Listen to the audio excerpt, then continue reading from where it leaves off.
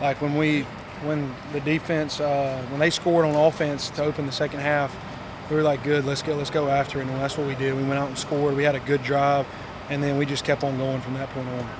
Let's talk about the third down scramble with the passer, Rajay, where you were able to break out the pocket and find him open, that kept that drive alive there. How big was that to really keep that momentum going on that drive and end up in some points? Yeah, I think I overheard Coach Summerall saying you could feel it like on the sidelines that we just had momentum going. And when we have big plays and big catches on first, second, or third down, the momentum was just with us, and we just kept on going, and we thrived off that. Well, Kimani, I guess one way to make sure you don't put Brooks in a situation where he has to kick a game-winning field goal is just take matters into your own hand. Talk about that last run that sealed the victory. The offensive line blocked great. I bounced it to the outside, and I saw the chance, and I just took advantage of my opportunity. Talk about the response. You kind of heard Gunnar's assessment a moment ago, but what about yours? This team was down 17-0 halfway through the third quarter, but you're able to methodically move down the field, use the rest of the clock in the third quarter to get it to 17-7, going to the fourth where it gave you a chance. And at that touchdown, you really saw all of a sudden like the second wave of energy from the defense really showed up, and they really locked the Louisiana offense down in the fourth quarter. Yeah, the defense is great. They had our back really the whole entire game. And, we're in a situation that we haven't been in the past 3 years, so really just dealing with that pressure, and everyone's going to give us our best shot.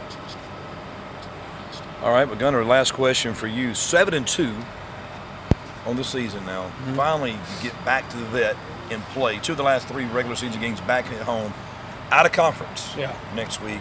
How important is it to finally play back in front of the fans with an extended winning streak? I think it's very important. I think we're going to have a lot of fans come out. We're winning right now, and it's fun, and I think our fans are going to show support, and I think for the rest of the season we're going to keep on winning. So, gentlemen, congratulations. Appreciate it. On a big, huge comfort behind victory. That character and momentum just keeps on growing and building this football team. We'll see you next week. Thank you, sir. Thank you. Didn't look good there for the first 2.5 quarters, but talk about the response of this football team. That's just a credit to, what Coach Summerall preaches, resiliency and never give up. Can't stop, won't stop. That was our motto for this week. Just keep plugging. Our defensive coordinator, Coach Wood, he told us, keep plugging. Something's going to give. Go out there, do your job. And when the other guys do their job, this is the outcome. How much of a boost did it give you guys defensively when you saw the offense go back on the field, falling behind, when we fell behind 17-0, 6:36 left in the third, and they utilized the rest of the clock in the third quarter, 4th down and 3, converted for a touchdown? What did that do to re-energize you guys? That really brought life back into the team, I can say that. But, we were behind them 100%. We're going to have some bad games. Hey, they're there to pick us up. We're there to pick them up. This is one family unit.